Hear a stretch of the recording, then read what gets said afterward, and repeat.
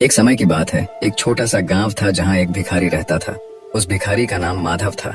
माधव रोज सुबह उठकर गांव के अलग अलग हिस्सों में भीख मांगने जाया करता था। उसका जीवन भिक्षा पर ही निर्भर था। गांव के लोग भी उसे पहचानते थे और कुछ न कुछ उसे दे दिया करते थे। माधव की एक खासियत थी, वह अपने साथ हमेशा एक छोटी सी झोली लेकर चलता था जिसमें वह कुछ अनाज के दाने रखता था। ऐसा वह इसलिए करता था क्योंकि इतने वर्षों में उसने एक बात समझी थी, अगर कोई उसकी झोली में कुछ न देखे तो उसे भीख देने में हिचकिचाते थे। अगर उसकी झोली में कुछ पहले से ही दिखे तो लोग उसे और भीख दे देते थे। ये उसकी भीख मांगने की चालाकी थी। एक दिन वह सुबह जल्दी उठकर अपने काम पर निकल पड़ा। आज वह कुछ अजीब सा महसूस कर रहा था, जैसे आज का दिन कुछ खास होगा। जैसे ही वह गांव की मुख्य सड़क पर पहुंचा, उसने देखा कि सामने से एक शानदार रथ आ रहा है। रथ की चमक और उसकी सुंदरता देखकर माधव को समझ में आ गया कि यह राजा का रथ है। माधव ने सोचा, वाह, आज तो किस्मत खुल गई। अगर राजा की नजर मुझ पर पड़ गई और उसने कुछ दे दिया तो मेरी जिंदगी ही बदल जाएगी। वह जल्दी से सड़क के किनारे खड़ा हो गया और राजा के रथ के पास से गुजरने का इंतजार करने लगा। जैसे ही रथ उसके पास पहुंचा, कुछ अजीब हुआ। रथ उसके पास आकर रुक गया। माधव हैरान रह गया। उसकी आंखें चौड़ी हो गईं जब उसने देखा कि राजा खुद रथ से उतरा और उसकी ओर बढ़ने लगा।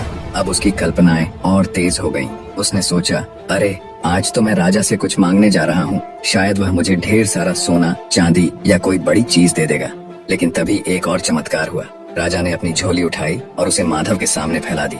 माधव की आंखें फटी की फटी रह गईं। उसने सोचा, यह क्या? राजा मुझसे भीख मांग रहा है। राजा ने विनम्रता से कहा, भाई, मुझ पर दया करो और मुझे कुछ भिक्षा दे दो।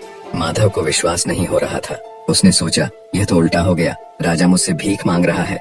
लेकिन राजा ने उसकी ओर देखते हुए कहा, यह मेरे लिए बहुत महत्वपूर्ण है। हमारे राज्य पर एक संकट आ रहा है और राज ज्योतिषियों ने कहा है कि अगर मैं इस संकट से बचना चाहता हूँ तो मुझे पहले व्यक्ति से भीख मांगनी होगी जिसे मैं आज सुबह देखूं, और तुम वह व्यक्ति हो।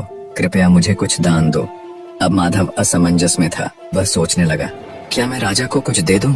लेकिन मैं खुद तो एक भिखारी हूँ। मेरे पास तो खुद ही कुछ खास नहीं है। अगर मैंने राजा को कुछ दे दिया तो मेरे पास बचेगा क्या? काफी सोच विचार के बाद उसने अपनी झोली से एक छोटा सा अनाज का दाना निकाला और राजा की झोली में डाल दिया। राजा ने मुस्कुराते हुए सिर झुकाया और अपनी झोली बंद कर ली। फिर वह वापस अपने रथ की ओर चला गया। माधव ने देखा कि राजा तो बिना कुछ बोले चला गया, लेकिन उसके मन में खट्टापन था। वह सोचने लगा, क्या मैंने सही किया? राजा खुद भी तो इतना अमीर है, वह मुझे कुछ मूल्यवान दे सकता था। और मन ही मन राजा को बुरा भला कहने लगा। दिन भर माधव को बहुत भिक्षा मिली। उसकी झोली में अनाज, पैसे और कपड़े भर गए, लेकिन उसके मन में एक अजीब सी बेचैनी थी। उसे राजा से मिलने का मौका मिला था और उसने उस मौके को व्यर्थ जाने दिया। शाम को जब वह घर पहुंचा, उसकी पत्नी ने उसकी ओर देखा और बोली, आज तो तुम्हारा नाम पूरे गांव में फैल गया है। लोग कह रहे हैं कि राजा ने तुमसे भीख मांगी। वाह, तुम कितने महान हो। लेकिन माधव को खुशी नहीं हुई। वह गुस्से से बोला, तुम्हें क्या पता, राजा ने मुझसे भीख मांगी थी। भला मैं राजा को क्या दे सकता था, और मैंने उसे केवल एक दाना दिया। अगर मैंने उसे ज्यादा दिया होता तो शायद मेरा और नाम होता। उसने अपनी झोली गुस्से में उठाई और उसे जमीन पर फेंक दिया। सारी चीजें जमीन पर बिखर गईं। जैसे ही अनाज जमीन पर गिरा, माधव की नजर एक चमकते हुए दाने पर पड़ी। यह वही दाना था जो उसने राजा को दिया था और अब वह सोने का बन चुका था। माधव यह देखकर हक्का बक्का रह गया।